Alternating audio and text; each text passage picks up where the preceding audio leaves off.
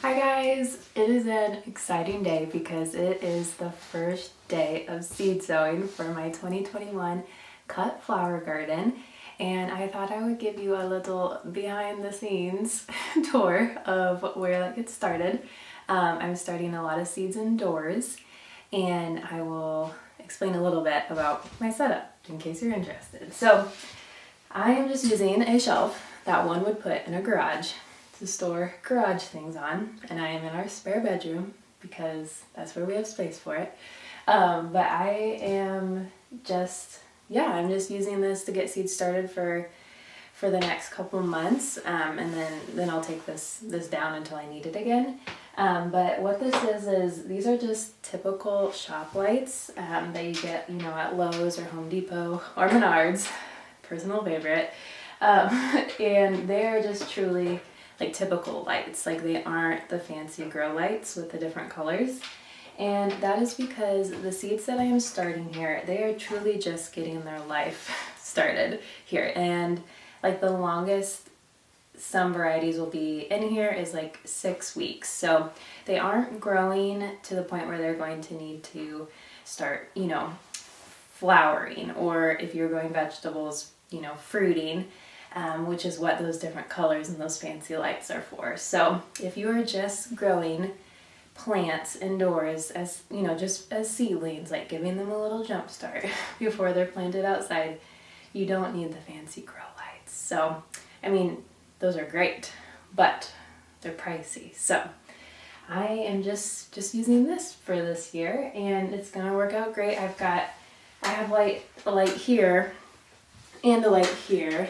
Can't see it as well, so there's two here, and then I have this shelf, and then I have a different shelf down here, which I can show you. So see, so each of those trays are these are 72 plug trays, so, and 4 on each shelf, so that's so many seedlings I can get started indoors, which is great. So and if you have any questions about doing something like this, definitely ask me. I have spent so much time researching this, and I feel like I know way too much about bulb types and lumens and the Kelvin scale and all that nerdy stuff. So if you have any questions, you can ask me because I had to do a lot of research because it was all new to me. So so this is where I'll be starting quite a few different seeds. And today, like I said, is the start of sowing those seeds, and I will be sowing Iceland Poppies today. So let me show you the varieties I have of those. Okay, so Iceland Poppies, I'll include a picture of them, but they're so beautiful. They are just like these gleaming, glittery little spring joys, and their petals are like tissue paper. They're so beautiful. And I'm growing 3 different types here. So this is champagne bubbles, and all these names, they just sound great, right? So this is champagne bubbles. This is the pink one, so those are pink. And then I'm also doing champagne bubbles white. And then the one I'm probably the most excited about, this is Pastel Meadows, and it is a really beautiful mix of pastel colors, obviously. And I just think the combination of these 3 together too are going to be so great. So I'm going to take you guys into the dining room so I can sow these in one of these trays, so I can sit down and do it, because these little boogers are so tiny and I need to really be able to concentrate. So we're gonna go in the other room to actually get these in the tray. But so this is my little behind the scenes setup, in case you were curious. So anyway, let's go do these. Okay, so I'm going to get started on sowing my poppies, and the first thing I've done is I've made sure to make labels so I know exactly what I'm planting where and I can't get things mixed up. And then I'm going to put 2 or 3 seeds in each plug to the best of my ability, because these seeds are so small, like dust, so small. If I sneezed, it would be a disaster. So we're gonna do our best to get them in each plug, and just a couple. Some people will use a toothpick like dipped in a little bit of water and like try to like move them like this.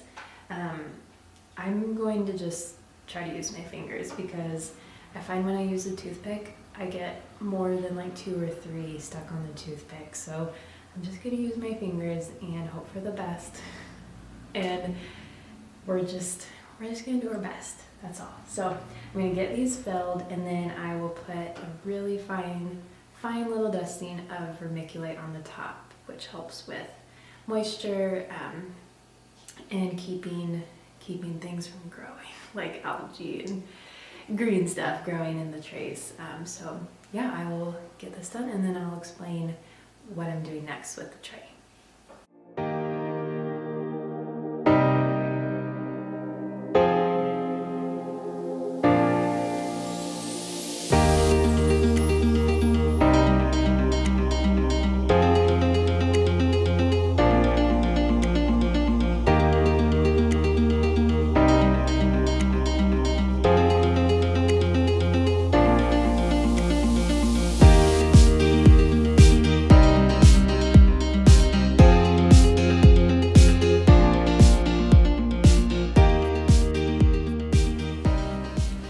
So I have these sown.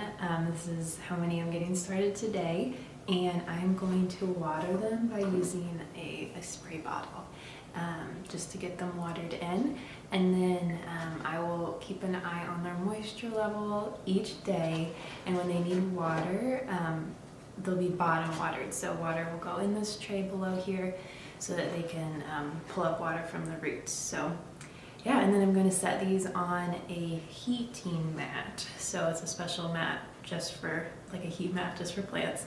And that'll help keep the soil at a warmer temperature than the air to help with germination as well. So yeah, that's all to it. And I will keep you guys updated on their progress. And I can't wait to share how beautiful they're going to be when they are all grown up. So yeah, thanks for coming along with me. Please be strong. Please be strong. You can do it. You can do it. You can do it.